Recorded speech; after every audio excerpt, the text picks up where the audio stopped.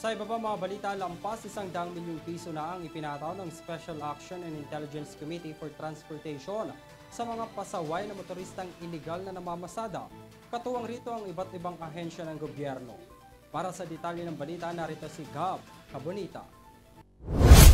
Umabot na sa mahigit 100 milyong piso ang multang ipinataw ng The Special Action and Intelligence Committee o DOTR-SAIC sa 346 na hindi autorisadong transport operations mula November 2023 hanggang June 2024. Pinaunahan ng SAIC ang anti-colorum campaign sa tulong ng Philippine Coast Guard o PCG, Land Transportation Office o LTO at Land Transportation Franchising and Regulatory Board o LTFRB dahil may mahalagang papel umano ito sa pagsugpo ng mga iligal na aktibidad sa transportasyon na nagdudulot ng panganib sa kaligtasan mapa-driver man o commuter.